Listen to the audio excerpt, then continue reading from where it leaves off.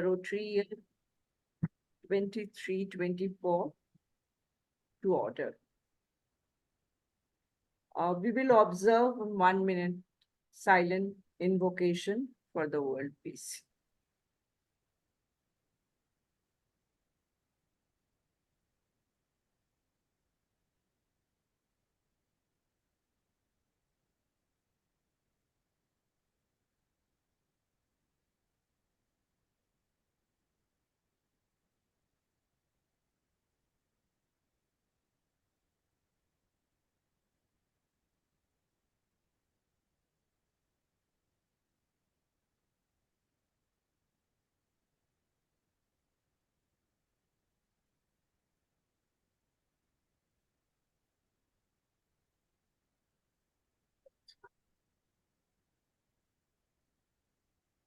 Thank you. May I request Club Secretary Suman to make her announcements, please? Over to you, Suman.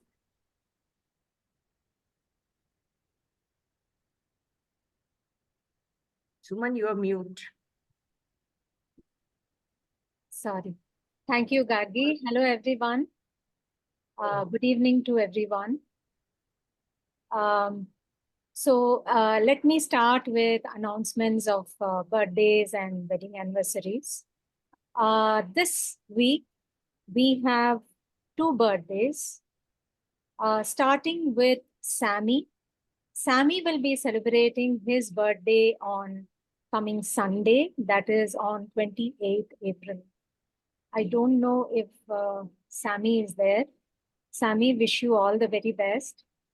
And the very next day, that is on Monday, we have Radhika Vinay Pai, who celebrates her birthday. We wish you to, Radhika, a wonderful day. Moving on to the wedding anniversaries, on the same day when Radhika celebrates her birthday, we have a wonderful couple, Susan and Prem Korean. They will be celebrating their wedding anniversary. We wish the couple the very best in their lives. Moving on to the other important events in the week. The first is we have the community service ICGF. This ICGF is scheduled on Saturday, which is April 27th. This will be held at Palace Grounds, and this event is scheduled at 3:30 p.m. I would request both the current committee members as well as members of the incoming committee to please try and attend the sessions. We also have the vocational committee that will be having their meeting on Saturday, April 27th. This is being hosted by Meera Velan and Velan at their residence. This will be a dinner meet, and the meeting will start at 7 p.m. on Saturday. The other important thing that I wanted to tell you was that the district is having a quiz. This is the quiz night, and this is scheduled on May 1st. We want at least 2 Rotarians to come forward, Rotarians or spouses or annex to come forward. Because, you know, the participation is in a pair, and it will be nice if we can at least have one team that represents the Cantonment Club. Gargi will be talking about this, and you know, we encourage as many of you to please participate. And before I hand over to Gargi, tomorrow is an important day. This is the election day in Bangalore. I request all of you to please use this opportunity to cast your precious vote. Thank you, everyone. That's it from my side. Over to you, Gargi. Thank you. Thank you, Suman. Whatever Suman has said, that just I've got a couple of things to add here. Here, the first one is I request, I have already circulated the details of ICGF. In fact, this is the last ICGF on community service. I've requested Shabir, the current director, and also I'll request Chaitra and Raju's team for the incoming one to come. And the registration is already been done. We have got 10 registrations. So whoever is coming, please coordinate with Shabir, since it's a community service ICGF, and make sure you are there. Okay, and the more we can go, 10 people, 10 Rotarians can go. So the registration is already done. So I'd request you to kindly attend this. Okay.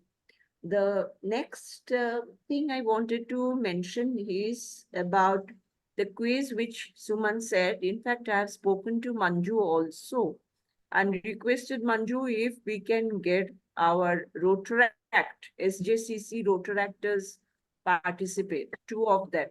Then it is good. You know, today's children, they are very up to date about the general knowledge and things like that. So if Manju can coordinate with Harshita and get 2 of them to participate, it's good. Okay. And then let me know, because we have to tell them how many teams are participating. That's number 2. Then I'll come to the number 3 point. Today only I have received a message from the president of Rotary Bangalore that the Fantakshari, which most of the Rotarians you are aware of, is scheduled on 17th of June, because everybody felt that when we are almost completing the year, we must have some fun element at the end of the year. And so Fantakshari is taken as a fun element. And we have been participating in this event for last few years. And this is on invitation. That is the Rotary Bangalore. They invite the clubs to participate in this. Suman and our Madhu, all of them have already participated. They are aware of it also. So 3 of the participants are required for the team. One is our Rotarian, one can be an spouse, and one can be an Annette. Okay, but of course, any other combination is also welcome in case we don't have that ideal combination there. I'll be circulating the details very shortly, because I'm yet to get more details from them. So hopefully I'll get it by tomorrow and then circulating it. So I'll be requesting, please, the past participants come forward. We are looking forward to you to help us out. And because it's not that, you know, the Saregama is something, it doesn't come to people automatically. So I would definitely like to have some of our Rotarians or Annettes or spouse who's at least a singer, and then an Antakshari playing, as they call it, Fantakshari. And this time, you never know, we might win a couple of awards or so. Okay. So these are the 3 things I wanted to mention here before we go to our this evening speaker. I would request Rotarian Manjunath to kindly introduce our this evening's speaker. Jyoti. No, it's Sudhakar. Sudhakar. Sudhakar. Oh, Sudhakar is going to. Okay, fine. Oh, Manju will be doing the beauty. Right. Okay. Sorry, Sudhakar. So will you please be doing the honor of introducing Jyoti? Need not be sorry, Gargi. Yeah, thank you so much, Gargi. Yeah, today's speaker, as all of you would know, is an architect, Jyoti Gupta. But before I introduce her to you all, I think I'll dwell a little bit on the subject, the topic on which she would be talking. A very, very topical subject. Sorry, Sudhakar, can you be a bit louder? Okay. Yeah, I thought maybe something wrong with this thing. Sudhakar, your audio is very low. I'm normally not allowed to speak too loudly at home, you see. Okay, I'll try and speak up a bit. Today's topic, which is carbon, net zero and ESG implication for Bangalore. Am I audible now? Yeah. Okay. Much better. Well, this is a very, very interesting topic. And I think there has been quite a bit of forum on this has been discussed, debated. And no matter how many times I have heard about it, it continues to interest me because I still haven't got a firm grip on what exactly and how this whole carbon emission, etc., is being addressed. So we have today Jyoti Gupta, obviously a very ideal person to talk to us about this thing.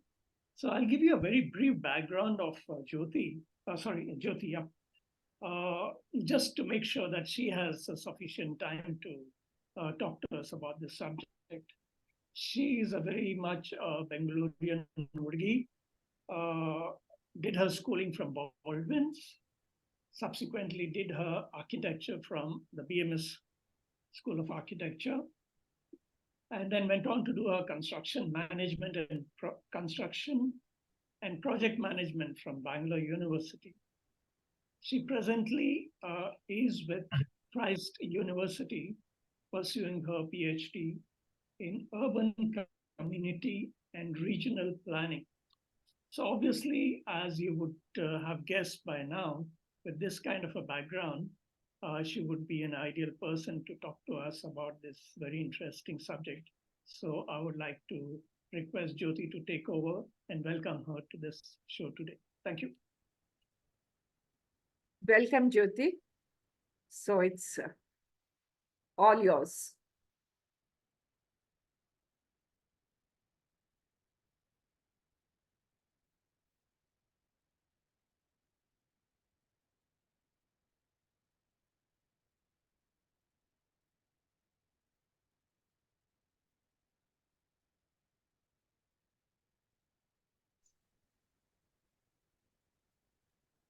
Thank you, sir. Can you all hear me? Yes. Thank you for the lovely introduction. And indeed, I was very happy to hear the forum's introduction and the way it started with the wishes of birthday. And it's lovely. It looks like as if even I am part of the family. So thank you so much for inviting me, Manjunath. I would say that I would be excited to share about net zero and what are the activities that we are all working on. So I will be going ahead sharing my screen.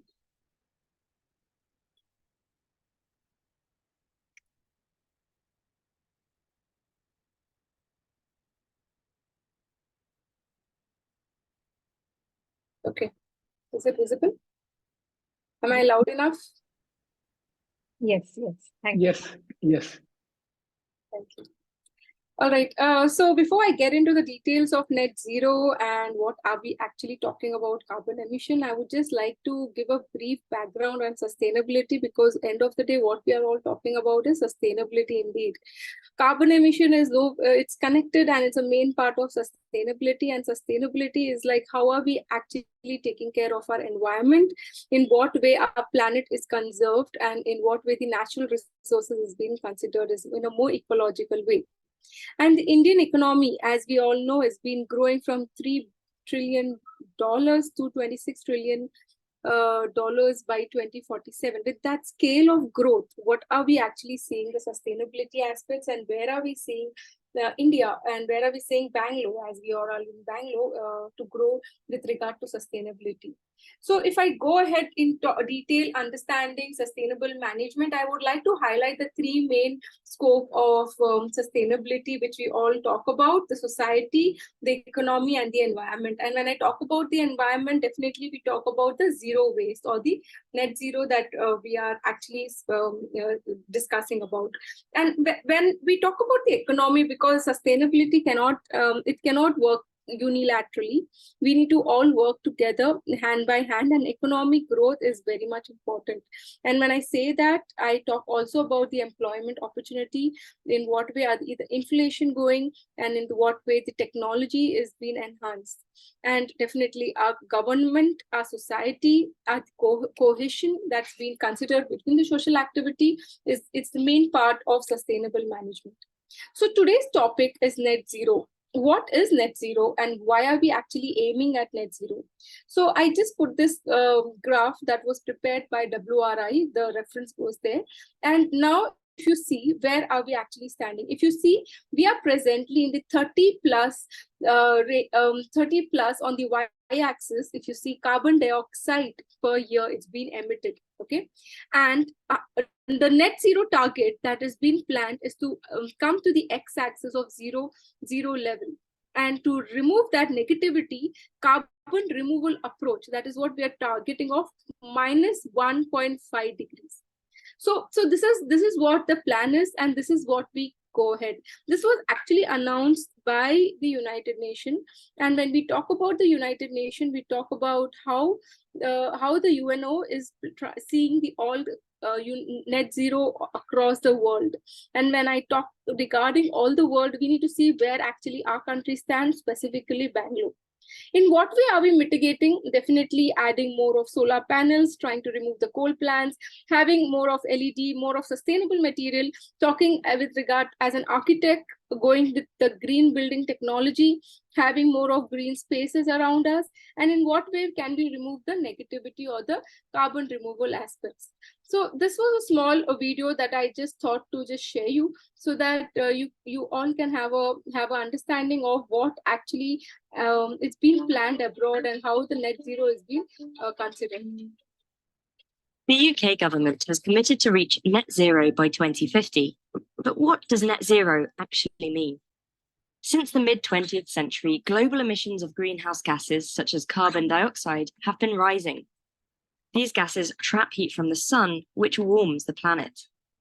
In the UK, we know we need to reduce our emissions to zero to help avoid the worst effects of climate change. We can cut down on our impact a lot, but we can't yet get rid of all the emissions from things we need, like food and industry. So, to compensate, we also need to actively remove greenhouse gases from the atmosphere. Net zero means striking a balance between what we emit and what we remove. It sounds simple, but capturing and storing carbon is not easy. And most of the new technology is currently very expensive or unproven. That's why our emissions need to come down much faster than the current rate. The lower they are, the easier it will be to cancel them out. Carbon capture is certainly not an excuse to carry on burning fossil fuels. Getting to net zero will involve the whole of society, demanding a sustainability effort on the scale of the Industrial Revolution. For the government and businesses, it means eliminating fossil fuels, reducing energy demand, and investing in new technologies and the power of nature. For the public, it means changes to our homes, what we consume, and how we travel. It may sound daunting, but it could actually result in a happier and more healthy society. But some scientists do have concerns about net zero. In the UK, we do not include finance, aviation, or foreign imports in our emissions calculations. If these sectors are not counted in the future, some experts worry we will simply outsource our carbon footprint overseas. Net zero.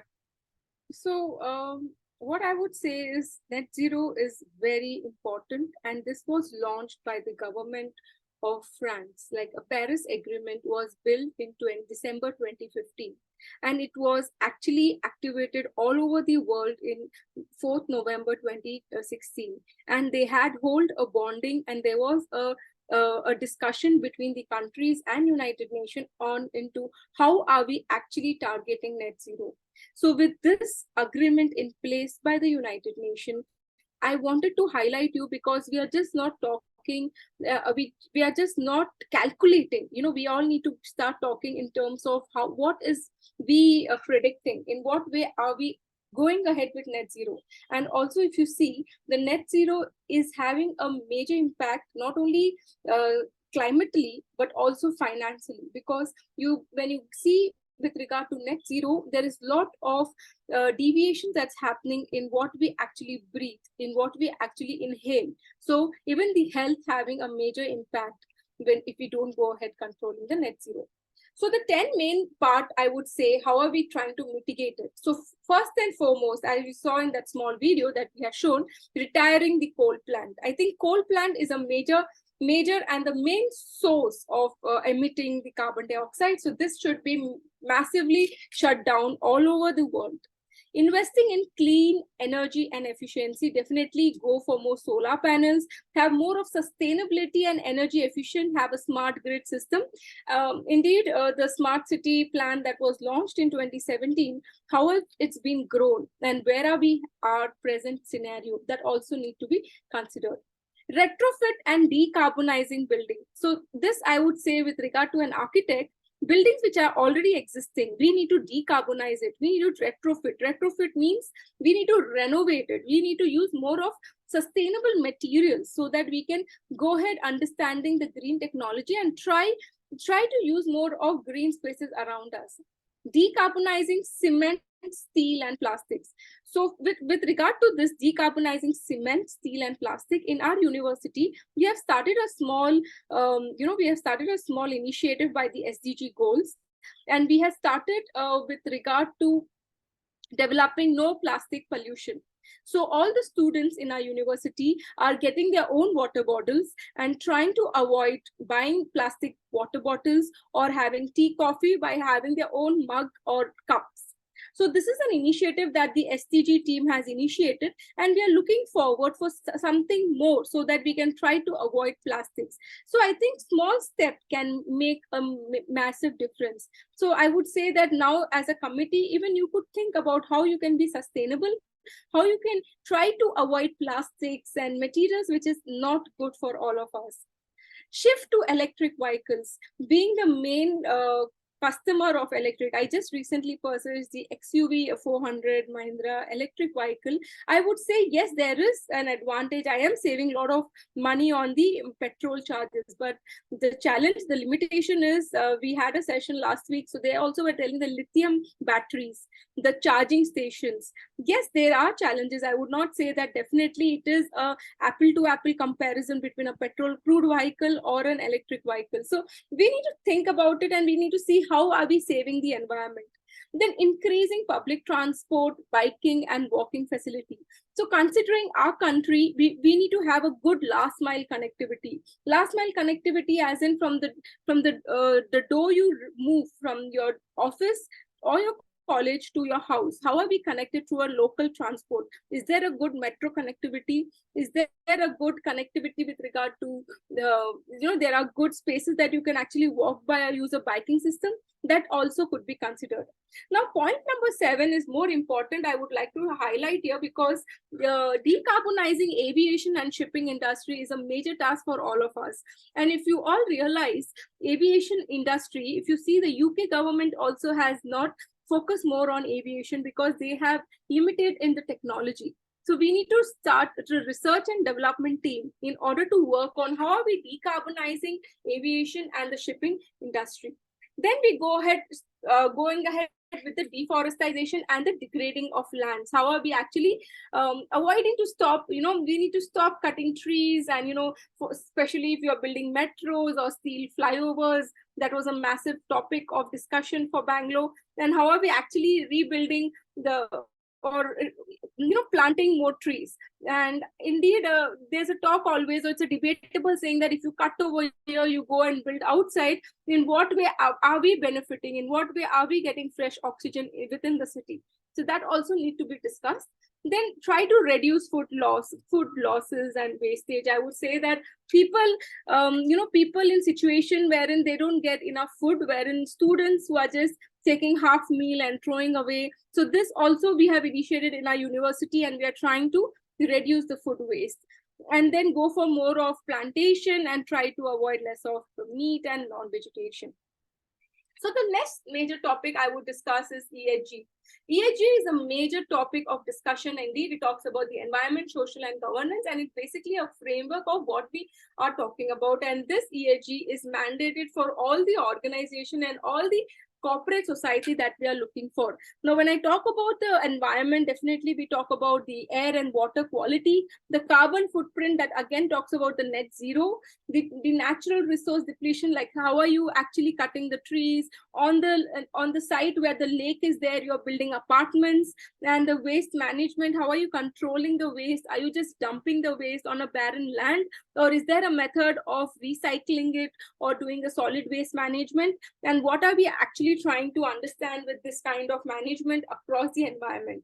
Then we talk about the social. Social means how are we treating people when there is an excuse or there is a discussion happening. We need to understand how the organization is working towards it with regard to the community relationship, with regard to the data protection, with regard to the institution in what we are actually trying to understand. Then last but not the least, governance. Governance is a major part because end of the day, we are all connected to a government wherein we all need to go ahead, stand towards it and work towards sustainability. As tomorrow is our D-Day, like it's our election day, and we need to all cast a vote to a person who can actually think about with regard to sustainability also. We need to think about there is a good organization, there is a structure, there is less of bribery, and there is a whistleblower program. So I would say that more than me, what I'm saying, you all with your experience could definitely add value and take a right decision. Going ahead with sustainable development goals, yes, I would like to brief you. There are 17 sustainable development goals, and in that 17 sustainable development goal, we are targeting in what way we are achieving. Now, in the 13 number goal number 14, 15, 13, and 16, it's on the biosphere, which talks about the climate action. It talks about how are the actions with regard to the climate change is being considered. Then we talk about the sustainable cities and communities. That is how safe is our city. Is nothing but as first we used to talk about smart cities. Now we're talking more on sustainable cities. Then we're talking about how safe, how resilient, and how definitely sustainable word comes again. Then we talk about the clean energy. We talk about how affordable it is and in what way the modern technology, modern AI and IoT can be used. Because I think nowadays we or our kids are getting educated with more of AI technology. We need to see in what way, how affordable it is to take it ahead. And finally, we talk about the infrastructure. We need to promote inclusiveness. We need to have a sustainable society with a more resilient infrastructure. And in what way are we having a better innovation? So in my coming slides, I will just highlight few of the points which actually talks about the various aspects of sustainability. First, we understand about how are we increasing the water preservation. So talking with from Bangalore, we all have seen how problematic we all are in the situation now that we don't have a proper drinking water facility available 24/7. So in what way the water is conserved and in what way the water can be reused. So we need to look for the rainwater harvesting plantation. Then we talk about the environment market. We talk about the materials that we use, that is the VOC content material, the SRI paints, the fly ash bricks, the EPS panel. In what way are we actually going ahead with the material? And the waste treatment plant, whether the waste efficient fixtures or the monitoring about the optimization of the overflow. Then we talk about the power lines, we talk about the transportation, and finally we come up with the comfort and productivity in order to understand the thermal comfort which leads to a betterment of the society. So with this, I would try to highlight the three main aspects of smart sustainable cities. That is the ESG, which talks about the environment. Definitely, as again I'll like to highlight the air quality content, the biodiversity, how well our future of quality is being seen and the natural resources has been identified. Then we talk about the economy. Economy could definitely talk about the ICT infrastructure, AI, data science, the metaverse. These are the technology that we all need to upgrade ourselves, learn from each other, and we need to incorporate in our society. Then we need to talk about the physical infrastructure, the public sector, and finally how it's been achieved. Then we talk about the social. Social talks about more of education. It talks about the health. Now we all have seen how in the COVID situation, we all had actually faced challenges around. And finally, the gender diversity, how we need to understand the gender diversity between us.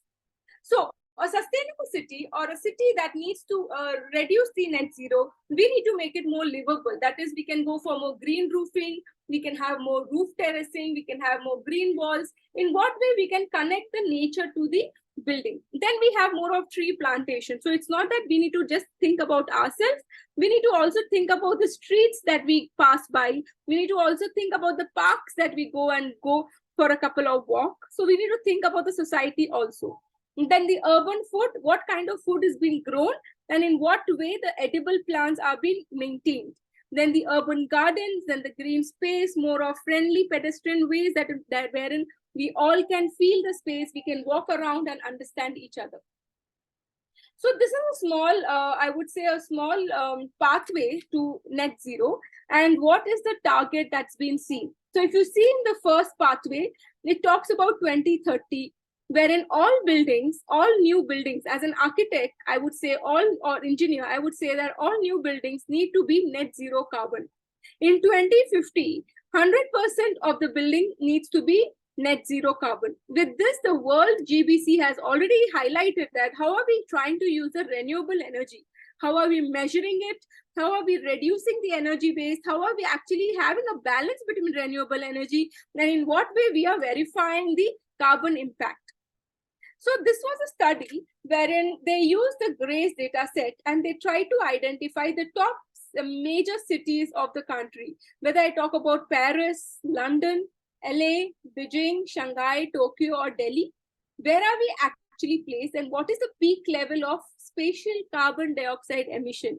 And if you see the rating, the shade which is closer to the dark pink and the shade which is closer to the yellow, you understand that where the carbon emission is seen. And if you see Delhi or you see the whole of India, it is more of, the magenta color. So you understand with the geospatial analysis, and this is the live data that we had taken from 2021. And with this, you understand where our countries stand and what is the emergency that we all need to actually raise a flag. Then we go ahead understanding the net zero. As I mentioned you about the Paris Agreement, each country have come up with the law stating that we will go ahead with net zero. So with that, already few countries have achieved, which are very few in number, countable. But where we stand is our country, India. So we have targeted for 2070 to achieve net zero, whereas US and Canada has targeted 2050 and China is 2060. So it is very long period to go ahead, but we need to actually work across targeting the net zero. And the major 5 emitters of this carbon greenhouse emission is, I would say, China, US, India, European Union, and majorly the Russian Federation that we all see. And what is the 60% gas emission is happening and in what way can we reduce? So the reduction that is targeted for 2030, this is the plan. And what way are we targeting? 1.5 degrees centigrade. This is I would say, this is the facts that I have been showing you, and how we need to work towards it. That's more important. Now, what are the main mitigation measures? Definitely, we need to use more of renewable energies. We need to utilize more of raw materials, which is more climate friendly, that is more sustainable. We need to reduce the waste generation. I need to expand the waste treatment. We need to go for green mobility. We need to move to electric vehicles. We need to intensify the energy efficiency, that is go for LED and try to avoid in other sectors. And finally, go for the research and development, how we empower in the climate change. So what is the bridging of gap between the net zero? If you see, where are we today? We are at the higher level of understanding the 50% of renewable energy, and we need to target the net zero. We need to achieve the main milestones, whether it's investment, whether it's the market or digitalization. How are we actually achieving? Here, I would try to focus you because this is a very important slide. And you see, as per the Paris Agreement goal, 1.5 degree is the target. And we are at 1.2. And what are we standing? It's about in the orange color. We are in the orange to red. So we need to try to avoid we need to avoid exploiting the tube. We need to go down so that we reach the net zero emission. So this is a small video about India. about what is the difficulty that we all feel about net zero and how should we go ahead understanding it.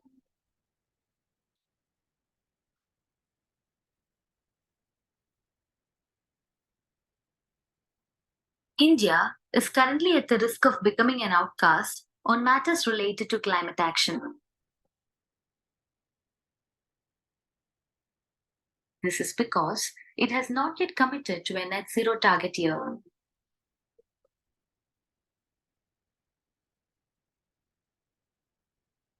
Net zero refers to a state in which the greenhouse gases going into the atmosphere are balanced by their removal out of the atmosphere.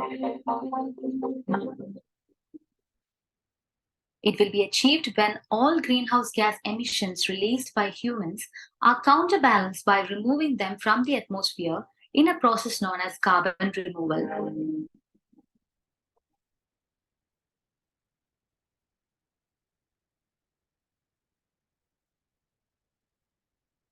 First and foremost, human-caused emissions such as those from fossil fuel vehicles and factories should be reduced as close to zero as possible. Any remaining greenhouse gases should then be balanced with an equivalent amount of carbon removal. Reaching net zero emissions is similar to achieving climate neutrality.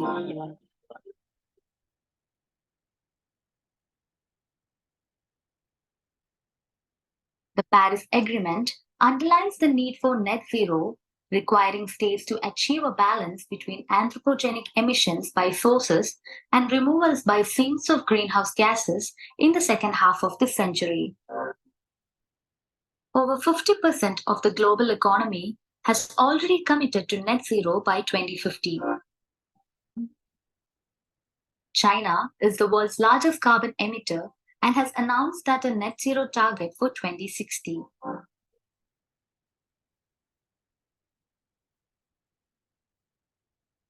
The US, as the second biggest emitter with large historical emissions, returned to the Paris Agreement with an ambitious 2050 net zero plan and said that it will decarbonize its power sector by 2035.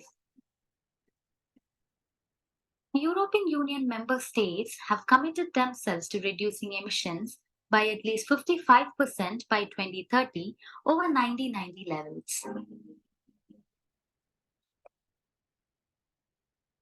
But the world's third largest emitter, India, has neither announced a net zero year nor has it submitted an updated climate plan to the UN with raised carbon reduction ambition as required by the Paris Agreement every 5 years. It may not have a net zero year yet, but India is working to reduce its emissions aligned with the goal of less than 2 degrees Celsius global temperature rise.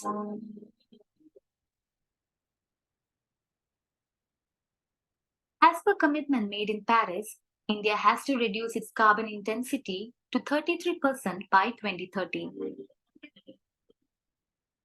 Recently, Union Minister R.K. Singh said that the country will exceed this target set for 2030 under the Paris Agreement. In fact, India is the only G20 country whose climate actions are compliant to the Paris Agreement goal of keeping global temperatures from rising beyond 2 degrees Celsius. But it has not favored a binding commitment towards carbon neutrality. It is also not aligned with the more ambitious goal of 1.5 degrees Celsius temperature rise. Among the contentious issues it faces is heavy reliance on coal. According to the International Energy Agency, coal accounts for close to 70% of electricity generation. Cutting greenhouse gases which heat the atmosphere and contribute to climate change involves shifting power production away from coal, greater adoption of renewables, and transforming mobility through electric vehicles.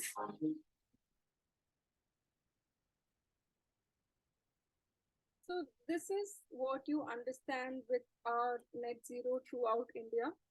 Now I would like to go ahead with the water study in Bangalore. I just wanted to show you what study has actually been done by Indian Institute of Science and where actually Bangalore is facing a lot of problems. First, Bangalore had, I think you all are aware, with the number of valleys across, and it's covering about 225 square meters with the maximum range of growth that's Bangalore has been seeing. What is the valley generating? If you see the plot that is showing about the domestic sewage, whether all the sewage is going to the Vishwa Bharati Valley. So already the sewage is being turned around to the valley. Then the distribution of rainfall. How is the rainfall is being scattered around Bangalore, and what is the growth that is being seen? Then what is the monthly rainfall that is being targeted and where it's been reduced? And what is the water balance in Bangalore? And what is the water availability demand ratio? Now, if you see BWSSB is already proposed of creating a lot of penalty charges if you're not going for rainwater harvesting. They are looking for recycling the wastewater. The BDA is looking for the lake rejuvenation. Like, for example, Bellandur Lake, whatever the challenges that happened, then the Vattur Lake and the project completion that they are looking how to maintain that. And then comes the poor qualities of the restored lake. So there are already 4 lakes like the Jakur, Devasandra, Ullul, and Handrahalli, which has a good quality water. So we need to restore this and we need to ensure that this kind of lake has been preserved. And what are the valleys that is crossing Bangalore? Whether we talk about TG Halli, we talk about the Kaveri KRS Reservoir, or we talk about the Kabini River. So they all connect and reach Bangalore, and in what way are the water is being stored. So this study is very detailed, and the analysis that it's been done. The only thing I would say is there is a lot of miscoordination between departments. Whether I talk about BWSSB or BDA or the other departments around Bangalore, there is a lot of challenges that people don't talk to each other, and then all the massive dismanagement happens and lead to a lot of things that we all are actually suffering. So this was a few study that Indian Institute of Science and the Center of Ecological Science had worked on, along with the BWSSB engineer, and the study and the data was collected from there. So with this, I would like to close on the session, and I would be happy if there is any questions there. Thank you so much.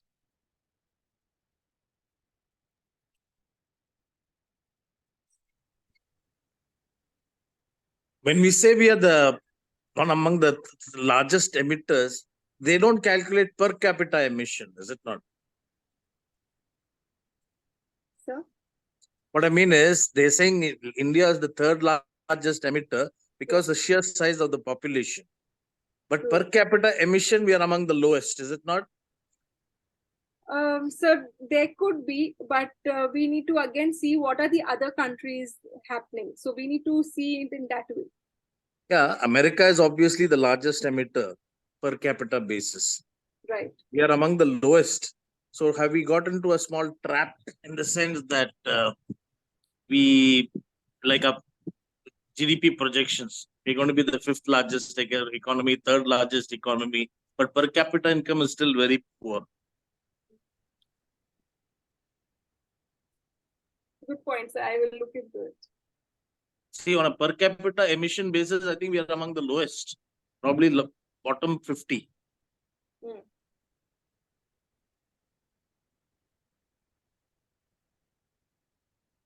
Okay. So I had a question, if I may, Narayan here.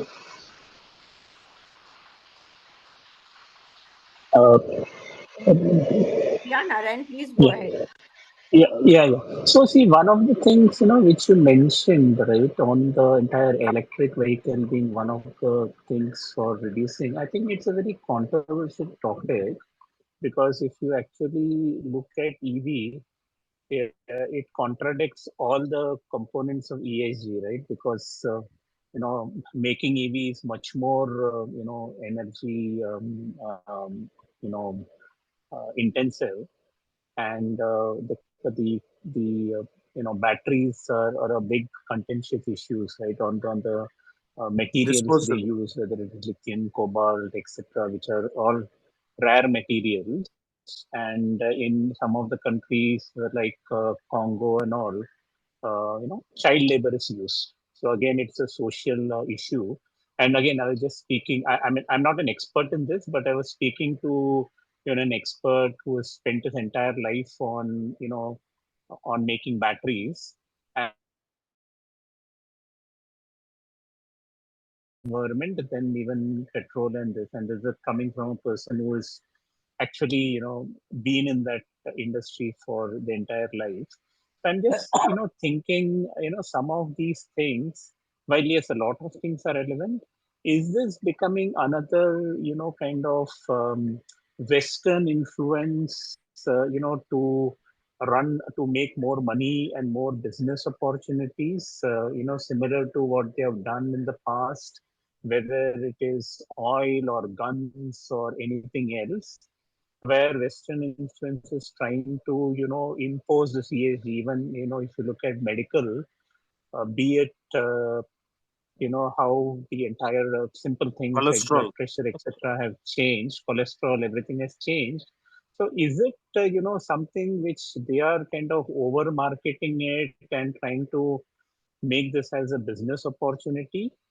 I know there is definitely, we can see the environment becoming hot, etc., etc. All that agreed, but is this, kind of another way of making money and continuing the supremacy that they have got? Thank you, sir. Thank you for your question. Though your question is like a way that is a general discussion, it's a debatable, definitely. So I'm not saying that electric vehicle is a so sustainable solution. It is definitely having challenges, like because of the lithium batteries.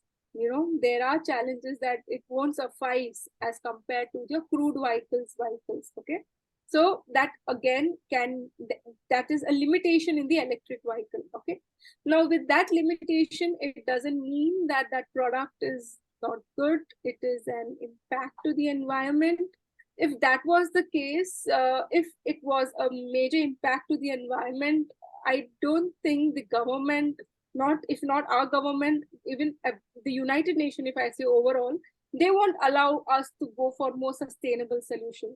So they have seen some 80% of improvement, not 100% though, 80 to 70%.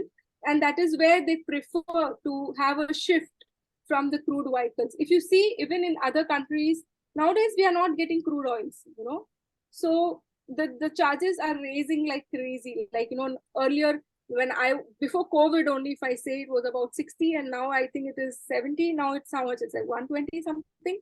Why is the price changing? So we need to also think about technology, right? We cannot be in a situation that, yes, there is something that people are thinking for money making. It can be think in a positive way, sir, so that we can see what are we actually learning from this and what is the next technology that could be considered. I look at it in that way. Definitely your point is well taken. And with what you have seen till now, you have suggested that. But with the research and the papers that I have gone through and the experts that what they have spoken, they look into that way. Maybe now after the electric, they are looking for hydrogen. They are looking for the other vehicles. And if you go to the northern India, they're still aligned to using gas vehicles, LPG vehicles are used. So there are a lot of changes. Like I recently had been to Amritsar. Mostly wherever I traveled in the cab, they all were using gas as compared to Bangalore. I don't see much of gas vehicles except the auto rickshaws. So in that way, I would say that there are, advantages and disadvantages with each technology, each new memento that's been introduced. We need to see how the economy can be more sustainable and how we can grow with that. So I hope I have answered your question. Just have a comment here. Can I comment here? Hello? I just have a comment here. See, it is more sustainable or not. I'm a chemist. Actually, lithium is very toxic. The bare lithium, metallic lithium is very toxic.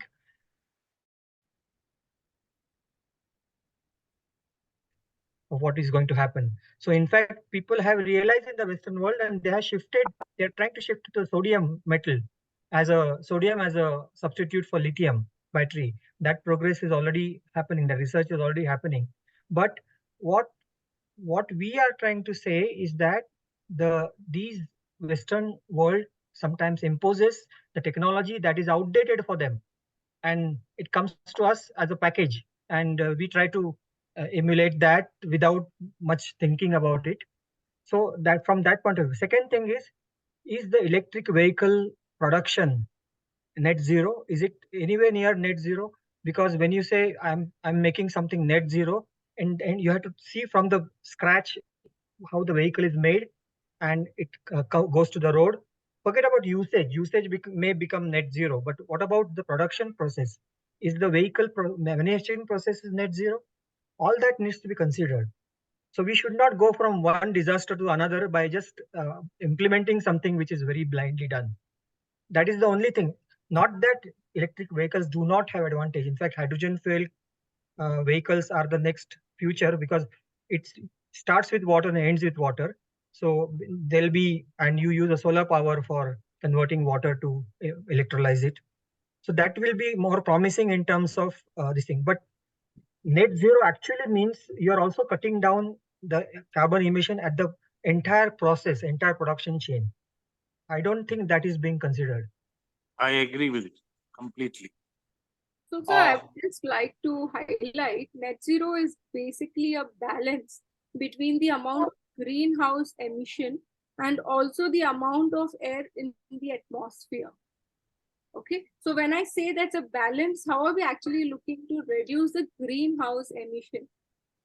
All right, and if you are confident enough that no shifting to electric vehicle and being to crude oil, and you will say you can be sustainable with that, I would definitely object on that. I would say no, you cannot be sustainable because crude oil vehicles emit lot of GHG emissions. That is massively deducted by EV. And if you say that the manufacturing has if you say that the manufacturing or the after the maintenance is being taken care, that can be handled because the product is in your hand. But when the air is being removed from the vehicle on the daily basis, just think the amount of people using and it's going in the atmosphere. I don't know if you're aware, in Delhi, they are using machines to reduce the pollution, but still it's not reduced. They will be introducing the similar kind in Bangalore, because even the Bangalore AQI is extending to an extreme level. You get me? So I would say that just think in the perspective that where actually what is the advantages. Then why are people shifting to EV? If that is a situation, then why do you feel? Why will people think about it? Paris has banned recently, the city of Paris has banned electric two-wheelers. I don't agree, sir. Just 2 weeks before I went there, and I was happily using the 3-4-wheeler and 2-wheeler. I don't see anywhere banned. So whoever quoted you this, I would like to have a background check so that we can have so that I can be prepared more if there is something like that. This is Mohan Ramanathan here. Yes. Jyoti, this is an observation and a question. Not a question, it's a suggestion. I agree to some extent with the earlier speakers. The thing is that even in any other factor, any other indicators, you know that India always comes below 150 or 200 number. Recently, there has been a different thought saying that we should have our own parameters to define the growth and various parameters. We should not go with Western because that is not suitable to us. Same way, since you are a research student, I would suggest we should also, instead of just taking from Paris or any other convention, can we start defining our own parameters? What would help us? That's a suggestion. Yeah. Thank you, Mohan. Thanks a lot for that. I think we are working on it. It's not only I am working on it. Indian Institute of Science is actually working on our parameters so that it's aligned to our country. Definitely, we are Western countries is just a template. You understand? It's a template. We are not replicating. It is we people, because we have a rich culture, rich religion. We are definitely different with those. So with that, our parameters would definitely change. So as a researcher, we know what is the literature behind and what is the outcome. Dr. Jyoti, Yes, Wing sir. Commander Sabharwal, a very good presentation. In one of the slides, out of 10 parameters, point number 7 was about emission from the aviation and shipping. Right? Now, let me just say, aviation is one industry which has led in every field, whether it's materials, whether it's avionics, whether it's everything. The amount of innovation which are done in the aviation field is enormous. Okay. Like I have been giving talks on greener aviation. Sometime back, I had even gone to IIT Mumbai. So if you want, probably I would like to educate your people as to what is happening in aviation field, because many spin-offs from aviation will get into the industry. So that's what I just wanted to apprise you. So Thank you. well said, sir. Well said, because aviation industry is, as you rightly said, has done a lot of innovation. Yes, totally agree, sir. But we need to see how we can actually take that greenhouse emission and we can work towards it. Definitely, I would like to invite you, wherein you can actually give your personal experience about innovation and about the aviation industry, because it's a very niche, it's a very technical aspect of aviation, and everyone cannot talk on it unless you are an expertise. You understand? Yeah. So that expertise, I would definitely love to welcome you. We'll connect with you offline. I would say, I think Ashok or Manjunath, if you could connect with me to sir, we could definitely take you ahead for the aviation and we can see how we can collaborate. I'm already in discussion with Airbus and Boeing, but they work very differently. They just talk about the manufacturing units. They talk about how the design, the mechanics and all works, but they're actually not talking on sustainability. So that is what we are looking for. And even if you see other countries, Western countries, they are just ignoring it because they feel that the main important is connectivity, but they're not thinking about sustainability. You see, in aviation, we are looking into, like a question came, getting onto the batteries, the production, you said emission will reduce, but in producing those batteries, probably we are producing more carbon. Aviation is one field which is looking into that when we talk about net emission, that is where they are going into zero. And there are about 70 different projects going on in various fields. So I think that would be quite informative to you and your team. Yes, sir. Thank you. Thank you, sir. Yes, thanks everybody for asking a lot of questions. Jyoti, I'm sure probably some of them will be connecting with you offline, and probably you can discuss in details, and if they have any query, they can talk about that. But don't go away. We I would still love have Thank you so much. we still have an last speaker, and he is one of the Rotarians. I'll request Karthik Sheshagiri to give the classification talk, please.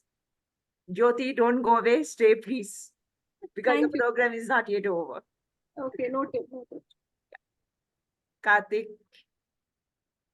President Gargi, thank you for the opportunity to give a classification talk. Yes, I represent an industry which is in the field of linear motion and power transmission, mechanical power transmissions. So we are basically in the field of lifting, pushing, pulling of mechanical systems. So such a field has various applications wherein we use products in industrial automation, in automobile, in bulk material handling, wherever there is lifting of load, transmission of load, movement of load, and movement of power in different angles, we figured there, and in connectivity of those components. And yes, we are a little more greener compared to our counterparts who are in hydraulics and pneumatics, because we are in the field of electromechanical linear motion, wherein we consume 1/6 the power of pneumatics, and also hydraulics, wherein there's a lot of oil usage. So yes, we are a little more greener, but we got miles to go. But in terms of the application, we touch across industries, right from medical to shipping to everywhere, wherever there's load. Yes, and the future of this industry, yes, it's growing. Right now, the market in India is maybe about 4 or 5 billion, but it's supposed to, it can go up 10 times. Thank you. Thank you for the opportunity, President Gargi. Thank you, Karthik, for sharing your classification knowledge. And we are really very happy to know a lot of things from you. Now we are coming to the end of this program. I would request Rotarian Manjunath to give the vote of thanks, please. Sure. Am I audible? Yes, you are audible. Okay. Right. So Jyoti Gupta, thank you. Thank you for actually accepting this invitation and then, at such short notice, being able to kind of, take us through the climate talk, the climate change journey. I want to start off by complimenting you for, putting together the presentation. It was, super rich with content and a well-researched presentation, I would say, because it's a very difficult topic to put, data together. And then I think you referenced WRI, you looked at IPCC and UNFCCC, and I think various forums you have referred to, and then, put this presentation together. So I'll compliment you on that, because that's amazing work that you've done. The other thing is, I'm excited also that, if this is the kind of presentation that you're doing, since you are from the academia to the students, I think the next generation that's going to come out of colleges and universities are going to be better informed, because I think, we find it as a challenge, when we want to kind of talk to people and tell them that it's, it's climate change and all that. So if they come prepared to face the industry, I think it's amazing work that you're already doing. So I just want to kind of recap some of these things that you said, obviously not repeating what you said, but then I think interesting stuff. I heard about your talk in ISHRE Forum. Then that's how I thought, it's very relevant for you to come and talk to us at the Rotary Forum also. So I'm glad I did, because I had a good learning experience. I learned a few new things from your talk today. The thing that I like the most is the PPP connection. I think people, planet, and profit, and how they're interconnected. And there were a lot of relevant questions related to this. Whether India should focus on GDP or should we focus on emissions. I think you made it clear that they go hand in hand. So if India ends up signing a net zero goal by saying that 2050 we're going to become net zero, then it's going to have a bearing on our GDP. There was one question also related to the per capita emissions. And the response was, yes, our per capita emission is very low, and probably conscious about that fact that if we have to kind of reduce emissions and then grow the GDP, it's going to be a tough ask. So I think that was a very good point that you had discussed. You spoke about role of digitization and AI. That's my favorite subject. So that's one line that I thought I'd pick from your presentation. Digitization and AI has a tremendous role in terms of making sure that the decarbonization journey is smoothened, because we have net zero management tools online now, which can actually tell you what scope 1, 2, 3 emissions you're doing, and then how to kind of do those carbon abatement plans. And if you have renewable energy connected, you can connect that and then see how much of renewable energy is your total overall consumption compared to the total power that you draw from the grid. So that was another good learning. And then I think the way you brought it down from Paris Climate Accord 2015, it started implemented. It was implemented in 2016, and the goal that we have taken to keep the global average temperatures below pre-industrial era from about 1.5 degrees centigrade being the benchmark. And then you spoke about India. Although not a very happy sign, and you also said that we should vote carefully, because India is probably not very aggressively taking those green targets. ESG target is 2070 to become net zero. Maybe we have a role to play there. Probably we'll have to talk to our local communities, influence the government to kind of make that a little more aggressive. Maybe like China has taken 2060, and rest of the European countries are going to be net zero by 2050. And then you brought it down to Bangalore and what are the various things that we can do in Bangalore as Bangaloreans, how to kind of contribute to reducing this global warming temperature by less than 1.5 degrees centigrade from the pre-industrial era. So overall, amazing. I think I learned a lot, and I'm sure that all the Rotarians who participated in this call, and I think we've learned a lot. And the other thing is it's going to be on YouTube. So I mean, maybe I think we'll have some hits on the YouTube channel also, and people are going to look at it and learn from it. Thank you. Amazing work in the presentation and the delivery. And since you're from the academy, I think it's really nice to see the next generation coming out very clear in the concepts. Thank you so much. Bye. Thank you, sir. A really nice vote of thanks. Thanks. Thanks, Manju, for your actually vote of thanks and summing up. Okay. Right. Thank you, Jyoti. Thanks a lot. Yes, probably someday I'll have an opportunity to sit down and talk to you about the ESG and ESG and how we are trying to build the resilient organizations. So corporates are also very much getting into this, and all of us are trying our level best, right? Thank you so much for coming and speaking to us. And definitely you have shared your contact details. So I'm sure some of us probably sometime we will touch base with you and we can have an offline discussion, right? Thank you. Thank you so much. And I adjourn the meeting. Thank you, Jyoti. Thank you. Thank you. Thank you.